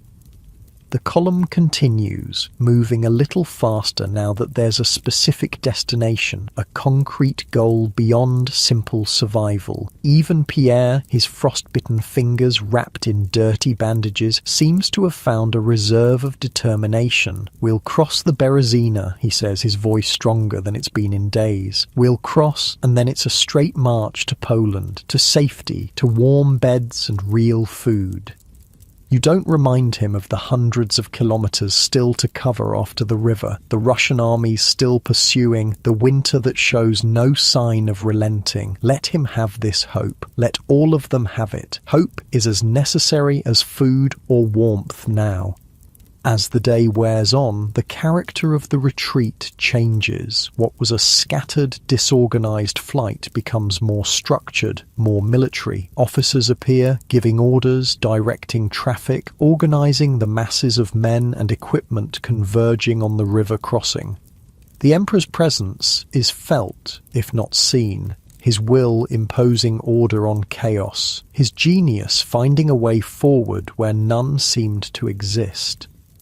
By late afternoon you can hear the Berezina, not the sound of water, for the river is mostly frozen, but the sounds of men working, shouting, dying, the crash of axes on wood, the splashing as men wade into the freezing current, the cries of pain as frostbite claims fingers and toes, the crack of muskets as skirmishers hold off Russian probing attacks. You crest a small rise, and there it is, the Berezina, a ribbon of ice and black water cutting across the white landscape. 2 bridges are under construction, one for troops, one for the artillery and wagons that still remain. Men swarm over them like ants, adding planks, lashing logs together, working with desperate energy because they know that these bridges are the only path to survival. Around the bridges, a vast, chaotic encampment spreads out. Soldiers from every regiment of the Grande Armée mixed together without regard for unit integrity or chain of command. Campfires dot the area, their smoke rising in thin columns that are quickly dispersed by the wind. Makeshift shelters have been constructed from whatever materials came to hand. Broken wagons, tree branches, even the frozen carcasses of horses arranged to create windbreaks. You lead your men down to this scene of desperate industry, searching for General Eblé as ordered. You find him near the bridges, a tall, imposing figure despite his age, directing the work with the precision of a master engineer. "General," you say, approaching and saluting. "Sergeant Dupont, 45th Line, reporting with 27 men as ordered by Captain Renault." Eblé returns your salute absently, his attention on the bridge construction. "The 45th? I thought they were wiped out at Krasnoy." "Nearly, sir. We were detached for flank protection and avoided the main action." The general nods, finally focusing on you and your ragged band. "Your men look half dead, Sergeant." "They are strong enough to do their duty, sir." A ghost of a smile touches Eblé's weathered face. "Well said. Very well. Take your men to the eastern perimeter. Major Gérard is organizing the defense there. The Russians will hit us from that direction when they realize what we're doing." You salute again and lead your men to the eastern edge of the encampment, where you find Major Gérard, a young officer with an old man's eyes, positioning what troops he can muster to form a defensive line.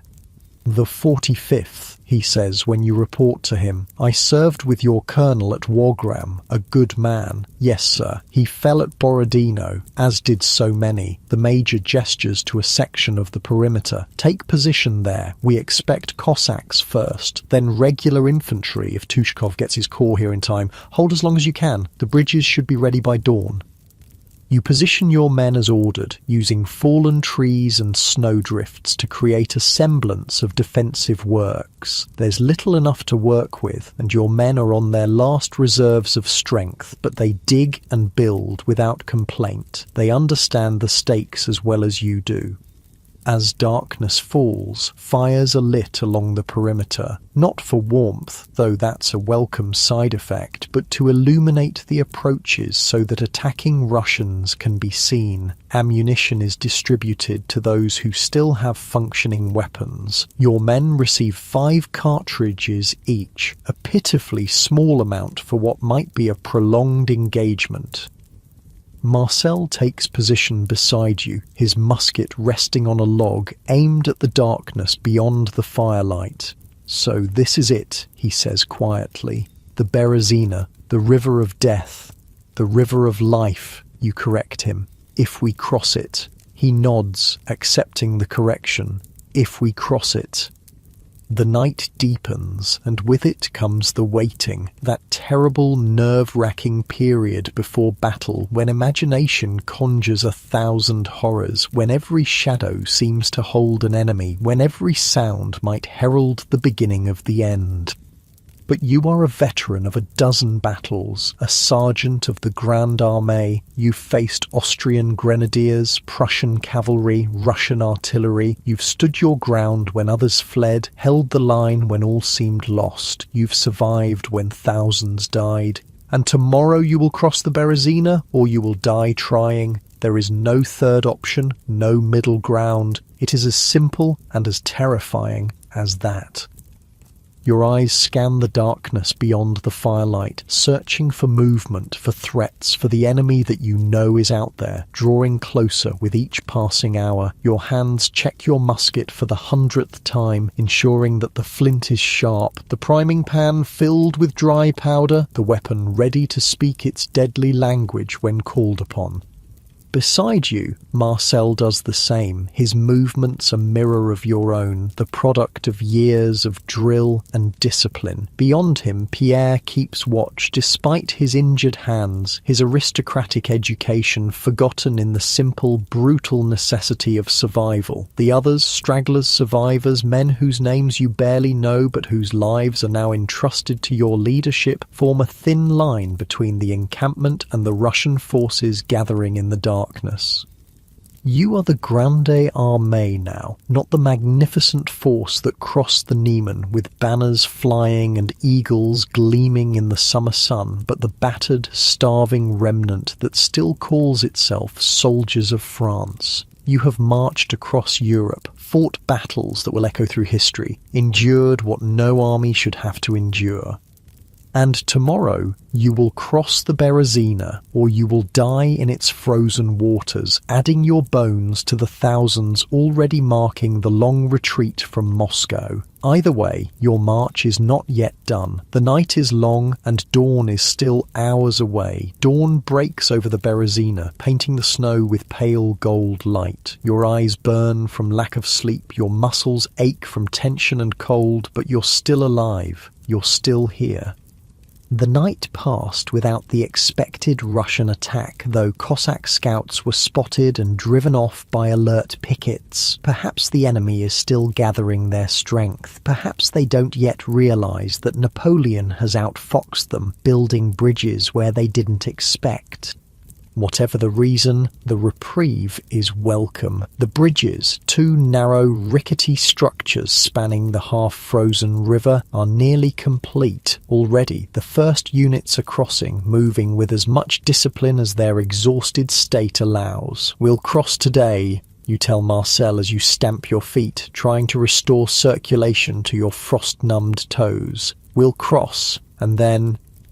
The rest of your sentence is drowned out by the sudden boom of artillery, Russian guns opening fire from the east where the forest meets the open ground. The first rounds fall short, throwing up geysers of snow and mud, but the Russian gunners are finding their range. "Form up!" you shout to your men, who scramble to their feet, grabbing weapons, shedding the blankets they've wrapped themselves in during the night watch. "Prepare to repel infantry!"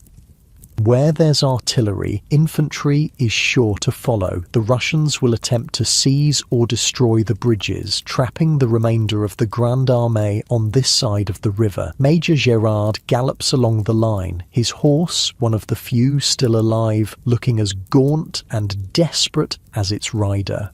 "Hold this position as long as possible," he shouts. The Emperor himself is directing the crossing. Every minute you buy is another 100 men saved. Your men take positions behind the crude defences you constructed yesterday. Logs, broken wagons, mounds of frozen earth, 27 men to hold back what might be thousands of Russians. The odds are impossible, but you faced impossible odds before. A glance over your shoulder shows the chaotic scene at the bridges, a mass of humanity pushing forward, desperate to cross. Soldiers, camp followers, wounded men on improvised stretchers, all funneling toward the narrow wooden structures that represent their only hope of survival. "Look there!" Marcel says, pointing to a small group crossing the near bridge. "The Imperial Guard! And there, in the middle!" You follow his gaze and catch a glimpse of a familiar figure in a grey coat and bicorn hat. Napoleon, the Emperor himself, crossing with his elite troops, ensuring his own escape. A complex mixture of emotions washes over you. Loyalty, betrayal, understanding, bitterness. The Emperor must survive. Without him, France is lost, yet seeing him leave while thousands of his men are still trapped on this side of the river stirs something dark in your soul. No time to dwell on it. The Russian infantry appears at the forest edge, advancing in good order, their bayonets gleaming in the morning light. Not Cossacks, but regular troops, well-equipped, well-fed, determined to crush what remains of the once mighty Grande Armée. "Hold your fire!" you order as your men raise their muskets. "Wait until they're within 50 paces. Make every shot count." The Russians advance steadily, their officers visible on horseback behind the lines, their drums beating a marching cadence that carries across the snow. 500 men, perhaps more, against your 27. Your mouth is dry, your heart hammering against your ribs. Despite everything you've seen, everything you've survived, fear still finds you in moments like this. Not fear of death, you've made your peace with that long ago, but fear of failure, fear of letting down the men who trust you to lead them. "Steady!" you call as the Russians draw closer. 40 paces, 30. "Ready!" Your men level their muskets, each choosing a target. You hear the soft click of flintlocks being cocked, the rustle of men shifting position for better aim. Fire. 27 muskets roar as one, sending a volley of lead into the advancing Russian ranks. Men fall, their blood staining the snow. Gaps appear in the Russian line, quickly filled as officers shout commands. "Reload," you order, your own hands already moving through the familiar drill. Powder, ball, ramrod. Your men do the same, working as quickly as their cold, numbed fingers allow. But the Russians are closing fast, and not all of your men will be reloaded in time. "Fire at will," you shout. "Make ready with bayonets." Muskets crack individually now as men complete their reloading. More Russians fall, but they keep coming, their superior numbers allowing them to absorb losses that would shatter a smaller unit. The first wave hits your makeshift defences like a human tide. You thrust your bayonet into the chest of a Russian infantryman who looks barely old enough to shave, feeling the sickening resistance as the steel penetrates flesh and bone. He falls back, blood fountaining from the wound, his eyes wide with surprise. No time to think. Another takes his place, thrusting his own bayonet at your face. You parry with your musket, the two weapons clashing with a metallic ring. Beside you, Marcel grapples with a burly Russian sergeant, their breath clouding in the cold air as they struggle for dominance. The world narrows to this moment, this fight, this desperate struggle for survival. You're no longer Sergeant Dupont of the 45th Line Infantry. You're not even French. You're just a man fighting to live another day, to draw another breath, to see another sunrise. A Russian officer appears in the melee, his sabre flashing as he cuts down one of your men. You raise your musket to fire, but the flint fails to spark. Damp powder, the bane of winter warfare. Discarding the useless firearm, you draw your short infantry sword, a weapon you've rarely used in actual combat. The officer sees you coming and turns to meet your charge, his sabre a gleaming arc as it descends toward your head. You parry, the impact jarring your arm to the shoulder. He's stronger than you, better fed, not weakened by months of starvation and exposure. Under normal circumstances, he would cut you down in seconds. But these are not normal circumstances. You are a survivor of the Moscow retreat, a veteran of a dozen battles, a man who has endured what would kill most men 10 times over. You feint left, then drive your sword into the officer's side as he moves to block the feint. He gasps, his eyes widening in shock. You withdraw the blade and thrust again, this time finding his heart. As he falls, you become aware that the fighting around you has changed. The Russians are withdrawing, falling back toward the forest edge, not retreating completely, but regrouping for another assault. You use the brief respite to assess your situation. Of your 27 men, only 16 remain standing. The rest lie dead or wounded among the fallen Russians. Marcel is still with you, bleeding from a cut on his forehead, but otherwise intact. Pierre is down, a bayonet wound in his thigh, but still conscious, applying pressure to the injury. "They'll come again," Marcel says, wiping blood from his eyes. "And we won't stop them a second time." You nod, knowing he's right. You've bought minutes, not hours. The next Russian assault will overwhelm your position. Major Gerard appears again, his horse lathered despite the cold. "Fall back to the bridges," he orders. "Take your wounded. Your men have done their duty." You organise the withdrawal, assigning men to help the wounded. Pierre insists he can walk with assistance, leaning on Marcel's shoulder. Others are not so fortunate, requiring makeshift stretchers or the support of 2 comrades. The approach to the bridges has become even more chaotic in the hours since dawn. Thousands of soldiers and civilians press forward, the crowd becoming denser and more desperate as it funnels toward the narrow crossings. Officers try to maintain order, but their commands are lost in the cacophony of voices, the cries of the wounded, the distant thunder of Russian artillery. "Stay together," you shout to your men as you join the press. "Lock arms, don't get separated." Your small band forms a human chain, each man gripping the coat or belt of the man in front, creating a single entity that moves through the crowd like a snake. You're at the head, forcing a path forward, using your sergeant's authority to clear the way where possible, your shoulders and elbows where it's not. The crowd surges and shifts, a living thing with its own terrible momentum. Men who fall are trampled underfoot. Those too weak to keep up are pushed aside. You see a woman clutching a small child, both of them dangerously close to being crushed against a broken wagon. Without thinking, you reach out, pulling them into your group, adding them to your chain of survivors.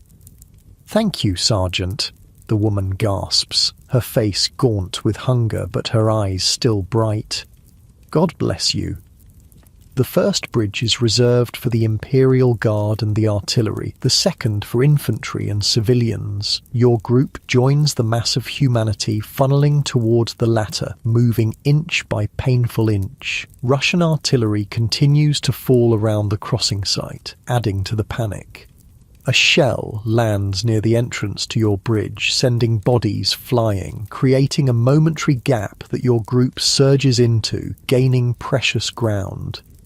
And then you're on the bridge itself, the rough planks swaying beneath your feet, the black waters of the Berezina visible through gaps in the flooring. The structure creaks and groans under the weight of so many bodies, threatening to collapse at any moment. Halfway across, disaster strikes. A Russian shell scores a direct hit on the bridge some 20 meters ahead of you. Planks splinter, ropes snap, and a section of the bridge collapses, sending dozens of screaming men and women into the freezing river below. The crowd recoils from the gap, pressing back against those behind, creating a crush in which breathing becomes difficult. Men at the edges are forced over the side, their cries cut short as they hit the water. "We have to jump it," Marcel shouts in your ear, gesturing to the gap. "It's our only chance." He's right. Going back is impossible against the press of the crowd. Staying here means being crushed or pushed into the river. The gap is perhaps 2 meters wide, a challenging jump under normal circumstances, a potentially fatal one in your weakened state, with the unstable bridge swaying beneath your feet. "Those who can jump, prepare to jump," you order. "The rest will find a way to get you across." You go first, backing up as much as the crowd allows, then sprinting forward, launching yourself across the gap. For a heart-stopping moment, you're airborne, the dark water rushing below. Then your feet hit the planks on the other side, the impact sending pain shooting through your legs. You stumble but stay upright, turning immediately to help others. Marcel follows, making the jump with apparent ease despite his exhaustion. Then comes Francois, who barely clears the gap, his feet landing on the very edge of the planks. You grab his coat, hauling him to safety, but others in your group can't make the jump. The wounded, the woman with her child, those too weak from hunger and cold. They're trapped on the far side of the gap, with the crowd pressing in behind them, pushing them ever closer to the edge. Desperation breeds inspiration. You find a broken wagon shaft, long enough to span the gap. With Marcel's help, you position it across the chasm, creating a narrow, precarious bridge. "One at a time," you shout. "Crawl across, don't stand." Pierre goes first, dragging his wounded leg, moving inch by inch across the makeshift span. He makes it, collapsing on the far side, his face grey with pain and effort. The woman follows, her child clinging to her back. The shaft bends alarmingly under their weight, but holds. More of your wounded make the crossing, each success a small miracle. The last man is halfway across when disaster strikes again. The shaft, weakened by the weight of those who've already crossed, cracks with a sound like a musket shot. The man lunges forward desperately, his hands grasping the edge of the planks as the shaft falls away beneath him. You and Marcel grab his arms, hauling him to safety as his legs dangle over the freezing water. He's the last of your group. All 16 survivors, plus the woman and child, have made it across the gap. The rest of the crossing is a blur of pushing bodies, shouted commands, and the constant thunder of Russian artillery. But finally, mercifully, you reach the far bank. Solid ground, however frozen and inhospitable, feels like salvation beneath your feet. Your group collapses in the snow, gasping for breath, hardly able to believe you've survived. The woman you rescued begins to weep silently, clutching her child to her chest. The boy, no more than 4 or 5 years old, stares at you with solemn eyes that have seen too much for his tender age. "Thank you, Sergeant," the woman says again between sobs. "My husband was with the 24th Light Infantry. He fell at Borodino. I thought we were going to join him today." You nod, unable to find words. So many have died. So many are still dying, even now, on the bridges and in the freezing waters of the Berezina. The lucky ones are shot by Russian bullets or killed by artillery. The unlucky drown slowly, their limbs numbed by the cold, their lungs filling with water as their strength fails. Looking back across the river, you see the Russians have reached the far bank in force. They've set up artillery batteries that pound the bridges relentlessly, turning the crossing into a gauntlet of fire and splintering wood. Still, men continue to push forward, driven by the most basic instinct, survival. "We should move," Marcel says, helping Pierre to his feet. "Put some distance between us and the river. The Russians may yet ford it elsewhere." He's right. The crossing is not the end of your ordeal, merely another step in the long journey home. Gathering your strength, you lead your small band of survivors away from the Berezina, joining the stream of humanity flowing westward toward Vilna, toward Poland, toward France. The days that follow blend together, a nightmare landscape of snow and suffering. Men continue to die from cold, from hunger, from wounds that fester in the filthy conditions. The Russians pursue, but half-heartedly content to let General Winter do most of their work for them. Your group shrinks further. Pierre succumbs to his wound, infection setting in despite your best efforts to keep it clean. 2 others simply fail to wake one morning, their bodies finally surrendering to exhaustion and exposure. The woman, Madame Fournier, you learn, continues with you, her strength and determination a constant source of amazement. Her son, Michel, walks when he can and is carried when he cannot, his small face stoic beyond his years. By the time you reach Vilna in mid-December, only 10 of your original 27 men remain, plus Madame Fournier and Michel. The city offers little sanctuary. It's overwhelmed with retreating French forces, its supplies exhausted, its hospitals overflowing. After a single night under shelter, you continue westward, always westward, toward the Niemen River and the border of Russia. You cross the Niemen on December 30th, 1812, returning to Poland by the same route you entered Russia 6 months earlier. The contrast could not be more stark. Where once a magnificent army marched eastward with banners flying and drums beating, now a stream of ragged spectres limps westward, barely recognizable as soldiers, barely recognizable as human. Of the nearly 500,000 men who invaded Russia under Napoleon's command, fewer than 30,000 return. The rest lie buried in Russian soil, their bones marking the long road from the Niemen to Moscow and back again. Winter turns to spring, spring to summer. Your journey continues through Poland, through Prussia, finally reaching the borders of France in late summer of 1813. Your group has stabilized at 7 men plus Madame Fournier and Michel. Marcel remains among them. Your friendship forged in fire and ice, stronger than any blood tie. France, when you finally set foot on her soil again, is not the triumphant homeland you remembered. The disaster in Russia has emboldened her enemies. Prussia has risen again, joining with Russia and Austria in a new coalition against Napoleon. British forces under Wellington are pushing northward from Spain. The empire is threatened on all sides. Despite your ordeal, despite everything you've survived, you're still a sergeant in the Grande Armée. You report to the nearest military authorities, expecting to be discharged, to be allowed to return to Lille, to your father's bakery, to peace. Instead, you receive new orders. Napoleon is rebuilding his army, preparing to face the coalition forces in Germany. Experienced veterans are worth their weight in gold. You and Marcel are assigned to the 37th Line Infantry, a regiment being reformed after heavy losses in Russia. It's not what you wanted, not what you expected, but you are a soldier. You follow orders. You do your duty. The campaign of 1813 is a desperate one. Napoleon, his military genius undiminished, wins victories at Lutzen and Bautzen, but they're costly victories, bleeding his new army white, and without cavalry, nearly all the horses died in Russia. He cannot exploit his successes as he once did.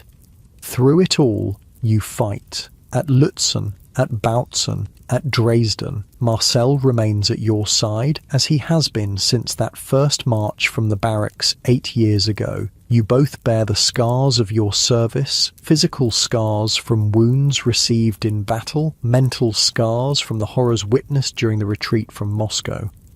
Then comes Leipzig, the Battle of the Nations, 3 days of carnage that dwarf even Borodino in their scale and bloodshed. The coalition armies outnumber the French 2-1. Despite Napoleon's tactics, despite the valour of his troops, the outcome is never really in doubt.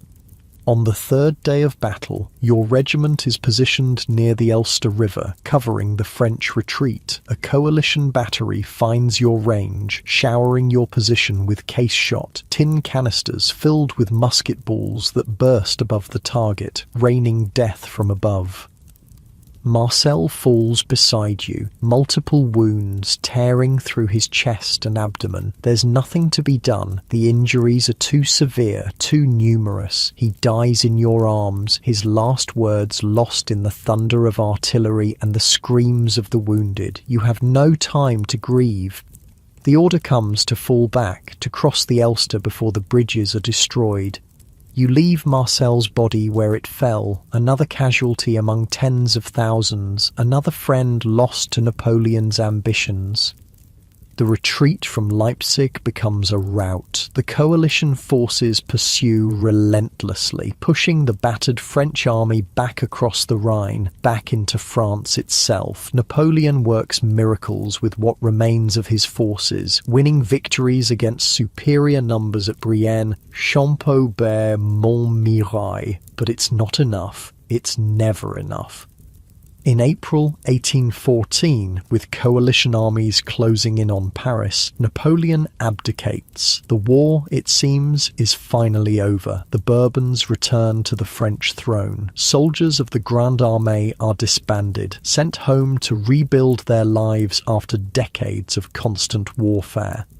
You return to Lille, to your father's bakery, to find much changed. Your father has died, your mother aged beyond recognition by grief and hardship. Your sister Marie, married to the blacksmith's son, has 2 children you've never met. Your younger brother, once apprenticed to a carpenter, was conscripted in 1813 and died at Leipzig, perhaps even in the same battle where Marcel fell.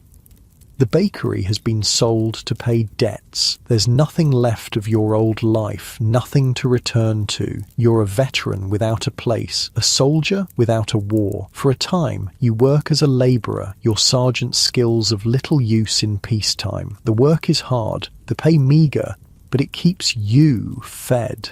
At night, you dream of Russia, of the Berezina, of Leipzig. You wake sweating despite the cool night air, reaching for a musket that isn't there. Then, in March 1815, comes the news that changes everything. Napoleon has escaped from Elba. He's landed in France. The army is rallying to him. The Bourbons are fleeing. The Emperor has returned. For 3 days, you wrestle with your conscience, with your memories, with your loyalty. You remember the glory of Austerlitz, the horror of the Berezina, the needless deaths at Leipzig. You remember Marcel, Pierre, François, and countless others who gave their lives for the Emperor's ambitions. In the end, you do not rejoin the colours. You do not march with the Grande Armée on its final campaign. You hear of Waterloo from other veterans, men who followed Napoleon to the last and survived to tell the tale of his final defeat.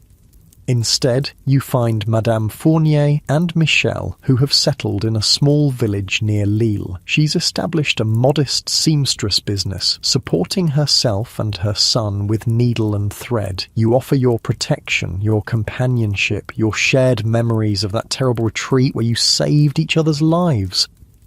In time, it becomes more. In 1816, you marry. In 1817, you open a small bakery with money saved from your labours. You teach Michel the trade, just as your father taught you. He grows into a fine young man, strong and steady, without the haunted look that you sometimes see in your own eyes when you glance in a mirror. Years pass, the bakery prospers, your nightmares grow less frequent, though they never entirely disappear. You rarely speak of your experiences in the Grande Armée, but you keep a small wooden box containing your mementos, your sergeant's stripes, the locket with your mother's hair that the old Russians spared, the button from a Russian officer's coat taken at Austerlitz. Sometimes, on quiet evenings, you take out these relics and remember, not the horror, not the suffering, but the camaraderie, the sense of purpose, the feeling of being part of something larger than yourself. You remember Marcel's laugh, Pierre's quiet wisdom, François' unwavering loyalty to the Emperor.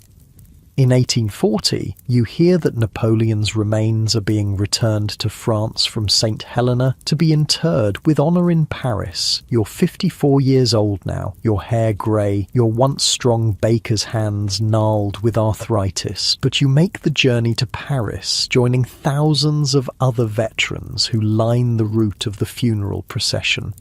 As the coffin passes, borne on a magnificent catafalque, you stand at attention and salute, not the returned emperor, but the memory of what you once were, what you all were, the Grande Armée, the soldiers who marched across Europe, who fought at Austerlitz and Jena, at Eylau and Friedland, at Wagram and Borodino.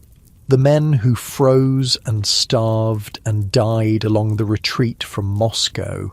A young boy in the crowd tugs at your sleeve. Were you really one of Napoleon's soldiers, monsieur? You look down at him, seeing something of Michel at that age, something of yourself before war claimed your youth. Yes, you reply simply, I was a sergeant in the 45th Line Infantry. Did you win great victories? Did you kill many enemies? You think of all the answers you could give, the battles won and lost, the men killed by your hand, the suffering endured. But in the end, you simply say, I survived, petite, I survived. And that, perhaps, is the greatest victory of all.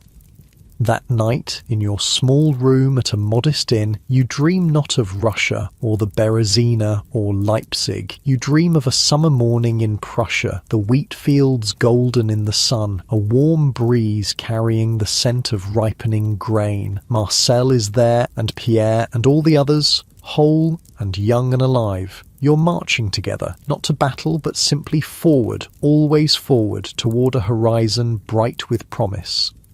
You wake with tears on your cheeks, but a strange peace in your heart. The past is past, the dead are gone, but in memory, in dreams, the Grande Armée still marches, banners flying, eagles gleaming, drums beating the cadence of history.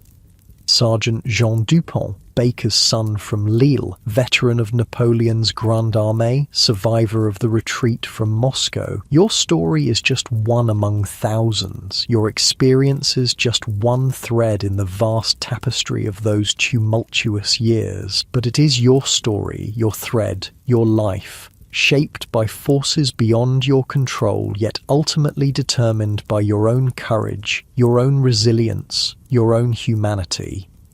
You lived in extraordinary times. You saw the rise and fall of empires, the making and unmaking of nations. You marched with the greatest army of your age, served the most brilliant general of his era. You endured what few men could endure and survived what few men could survive. And in the end, you found your way home, not to the home you left, for that was gone forever, but to a new home, a new life built with the same strength and determination that carried you through the frozen wastes of Russia and across the treacherous waters of the Berezina. As you drift back to sleep, your last thought is not of war, but of peace, The simple pleasure of kneading dough, the warmth of the ovens, the smell of fresh bread. The baker's son returned to his true calling at last. Sleep well, Sergeant Dupont, you've earned your rest.